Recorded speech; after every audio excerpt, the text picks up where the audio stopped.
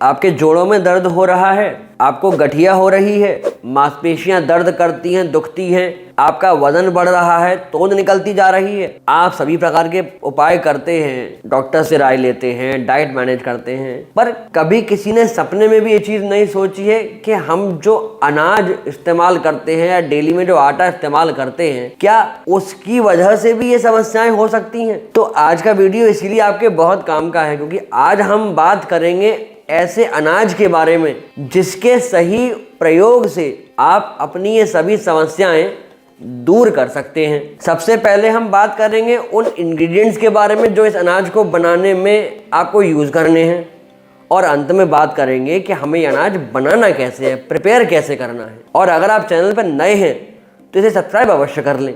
मैं हूं आपका physiotherapist doctor Abhinav Chaturvedi, Ruprani health care, Shastripuram road, Agra से। अपना आटा प्रिपेयर करने के लिए जो हमें सबसे पहले चीज़ चाहिए वो होता है चना। चने के अंदर बहुत ही अच्छी मात्रा में प्लांट प्रोटीन होता है, ये लगभग 14.5 ग्राम होता है।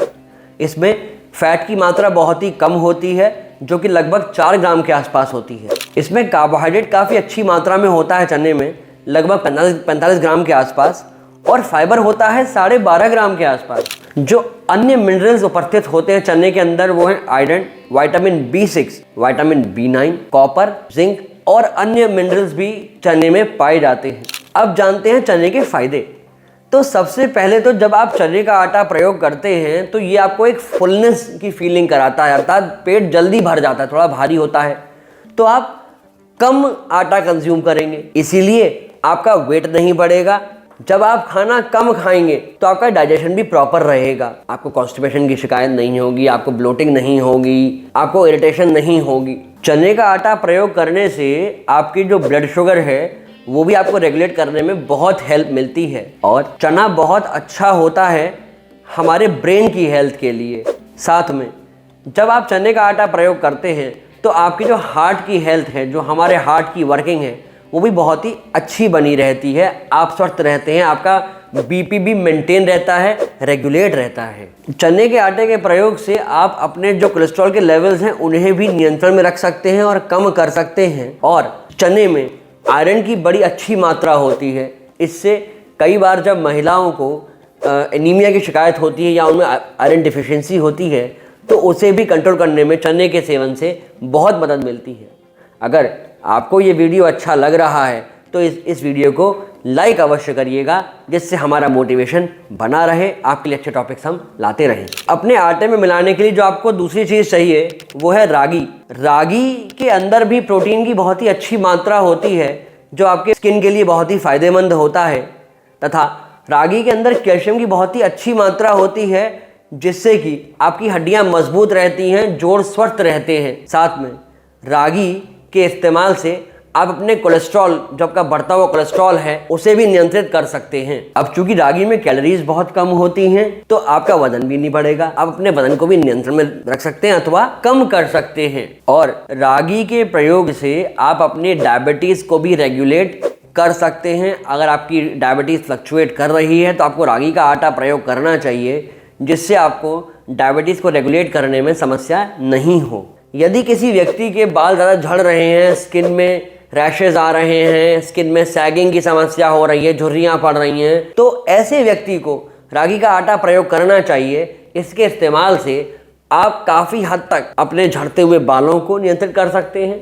आपकी खराब होती स्किन की क्वालिटी को ठीक कर सकते हैं, स्किन की टोन को ठीक कर सकते हैं। अब आप हमें कमेंट सेक्शन में लिखकर बताएंगे कि आपको क्या समस्याएं हो रही हैं। संभवतः हम प्रयास करेंगे कि इनका उत्तर आपको जल्दी अवेलेबल करा दें, परंतु पहले कमेंट तो करिए, और हाँ, थोड़ा सा धैर्य अवश्य रखिएगा जिससे आपको हम उत्तर दे सकें। इंग्रेडिएंट नंबर 3 पर आता है जौ। जौ के कई प्रकार होते हैं जो बहुत ही पौष्टिक होते हैं, एनर्जी रिच होते हैं। जौ के सेवन से आपको अपने शरीर की प्रतिरोधक क्षमता को बढ़ाने में बहुत मदद मिलती है। जौ के सेवन से आप अपने पाचन तंत्र को बहुत ही स्वस्थ रख सकते हैं, आपका पाचन बहुत ही अच्छा रहेगा, शरीर में किसी प्रकार की पाचन से संबंधित कोई समस्या नहीं होगी, कोई विकार नहीं होगा। एक बहुत ही महत्वपूर्ण फायदा होता है जौ के सेवन का कि इससे आपको अपना वजन नियंत्रण में रखने में बहुत मदद मिलेगी, जिससे आपकी हड्डियों पर दबाव नहीं पड़ेगा, आपके जोड़ों पर दबाव नहीं पड़ेगा, आपकी मांसपेशियों पर दबाव नहीं पड़ेगा, क्योंकि जब वजन नियंत्रण में रहेगा तो आपकी जो वर्किंग है बहुत ही अच्छी रहेगी, स्विफ्ट रहेगी, आप अच्छे से अपने को मूव कर सकेंगे।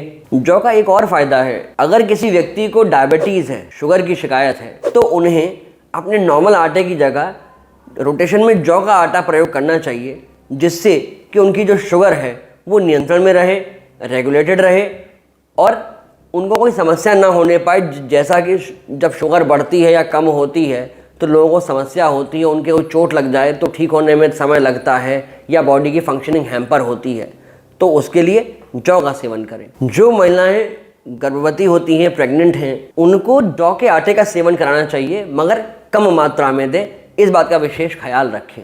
एक बहुत ही अच्छा यूज़ है जौ का, गर्मियों में जब हमें प्यास बहुत लगती है तो कई बार ये देखा गया है कि जो लोग जौ का सेवन करते हैं उन्हें प्यास की जो इच्छा, जो तीव्र प्यास लगती है ना, वो इच्छा शांत रहती है, उन्हें ऐसी समस्या नहीं होती। जौ के सेवन की वजह से, क्योंकि आयरन अच्छी मात्रा में होता है, तो अनीमिया की शिकायत भी नहीं होती, आयरन डेफिशिएंसी नहीं लोगों को हो पाती। और तो और अस्थमा और एथेरोस्क्लेरोसिस की समस्याओं में भी जौ के बहुत फायदे देखे गए हैं। अगर आपको भी इस प्रकार की कोई समस्या हो रही है तो आप नीचे दिए गए नंबर्स पे हमें कॉल करके संपर्क कर सकते हैं, अपनी समस्याएं हमसे पूछ सकते हैं। आज के समय में हम लोग जो आटे का सेवन करते हैं या दिन में 2 से 3 टाइम जब खाना खाते हैं तो होता क्या है, या तो हम गेहूं का सेवन करते हैं या चावल का सेवन करते हैं। अब हम इनमें से किसी भी चीज़ को नज़रअंदाज नहीं कर सकते, क्योंकि ये हमारे खाने के मुख्य भाग हैं।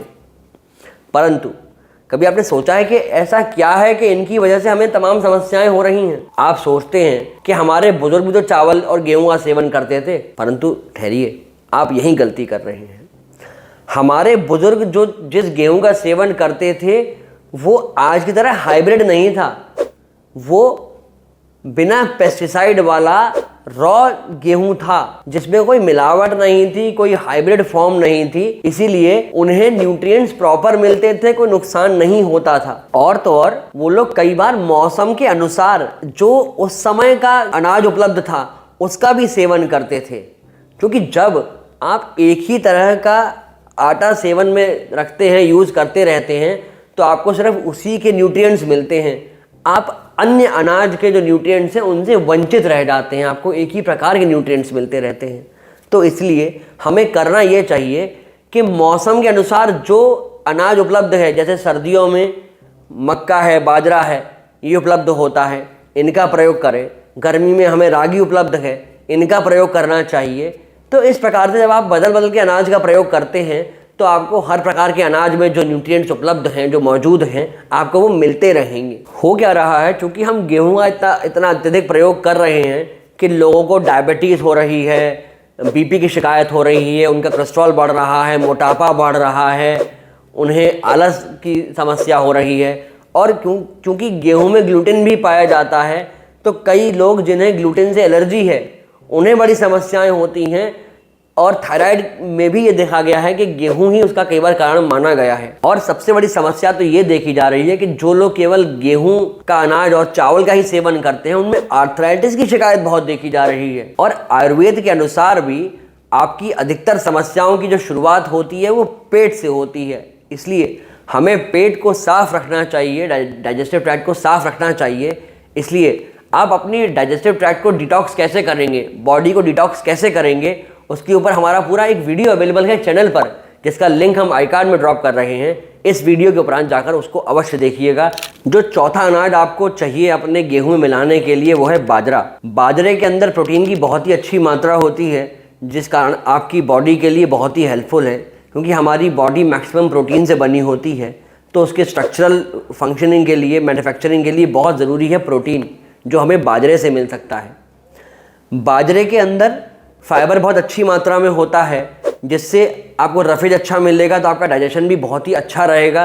वेजिटेरियंस के लिए बहुत अच्छा है बाजरा, एक कंप्लीट प्रोटीन फूड है बाजरा, इसलिए वेजिटेरियंस को तो बाजरा लेना ही चाहिए। हाँ, थोड़ा गर्म होता है, थोड़ा सर्दियों के समय ज़्यादा सेवन करेंगे तो अच्छा रहेगा। और एक बहुत ही अच्छी बात, जैसे गेहूं में ग्लूटेन मिलता है, पर इसके विपरीत बाजरा टोटली ग्लूटेन फ्री होता है। आप जिन लोगों को भी ग्लूटेन से एलर्जी है वो बाजरे का सेवन कर सकते हैं, लगातार कर सकते हैं। बाजरे के सेवन से ये देखा गया है कि जिन लोगों को हार्ट संबंधित कोई शिकायतें हैं उसमें उन्हें बड़ा फ़ायदा मिला है। ऐसे ही बाजरा बीपी को रेगुलेट करने में बहुत हेल्प करता है तथा बाजरे के सेवन से आपको अपने बढ़े हुए कोलेस्ट्रॉल को भी नियंत्रित रखने में बहुत मदद मिलेगी। जिन लोगों को डायबिटीज़ है ऐसे लोगों को भी बाजरे का कुछ अंतराल पे अल्टरनेट दिन पर सेवन करते रहना चाहिए। क्योंकि बाजरे के अंदर फोलिक एसिड भी मिलता है और आयरन की मात्रा भी होती है, तो ऐसे में एनीमिया की शिकायत नहीं होगी उन लोगों को जो बाजरे का सेवन करेंगे। और कार्बोहाइड्रेट के मेटाबॉलिज्म के लिए बाजरा बहुत ही फायदेमंद होता है। अगर आपको भी ये जानकारी अच्छी लग रही है तो इस वीडियो को हर जन तक शेयर करिए, जिससे कि उनकी भी समस्याएं दूर हो सकें, वो भी निरोगी रह सके। अब समझते हैं वो अनुपात जिसमें आपको सारे अनाज को मिलाकर ये सुपर फूड बनाना है। तो इसके लिए आपको 10 भाग चाहिए गेहूं, 2.5 पार्ट आपको चाहिए चना, 2 पार्ट चाहिए आपको जौ, 1 भाग चाहिए रागी और 1 भाग चाहिए आपको बाजरा। अब करना क्या है, आपको इनको पिसवाना है मगर अलग अलग, क्योंकि जब आप इन्हें मिलाकर रख देंगे तो कई बार ये देखा जाता है कि मॉइस्चर वगैरह की वजह से ये जल्दी खराब हो जाता है। तो आप अगर ज्यादा क्वांटिटी में भी इसको पिसवा लेते हैं तो इसको अलग अलग स्टोर करके रख दीजिए और जब भी इसका सेवन करना हो तो उसी अनुपात में, उसी रेशियो में इतना भर मिलाइए कि आप हफ्ते भर में इसका सेवन करके इसे खत्म कर दें, जिससे कि ये खराब ना होने पाए। और याद ये रखना है कि इसे एयरटाइट कंटेनर में ही सेव करना है, जिससे कि इसमें नमी ना आने पाए। ये तो जो अनाज हमने बताया ये आपको आपकी बोन हेल्थ वगैरह के लिए बहुत फायदा करेगा, पर एक अनाज ऐसा भी है जिसके सेवन से आप अपनी बीमारियों तक को ठीक कर सकते हैं या उन्हें दूर रख सकते हैं। अगर जानना चाहते हैं उस अनाज के बारे में तो अपने इस चैनल को सब्सक्राइब अवश्य कर लें, जिससे जब भी वो वीडियो पब्लिश हो आपको उसका नोटिफिकेशन तुरंत से मिल जाए। अब गेहूं और चावल के लगातार सेवन की वजह से अगर बढ़ गया है आपका वजन तो उसे कैसे कम करना है, अगर वो जानना चाहते हैं तो राइट वाले वीडियो को जाकर देख लीजिए। और आपको अपने बढ़े हुए यूरिक एसिड के लिए क्या नहीं खाना, अगर वो जानना चाहते हैं तो लेफ्ट वाले वीडियो को जाकर देख लीजिए। धन्यवाद।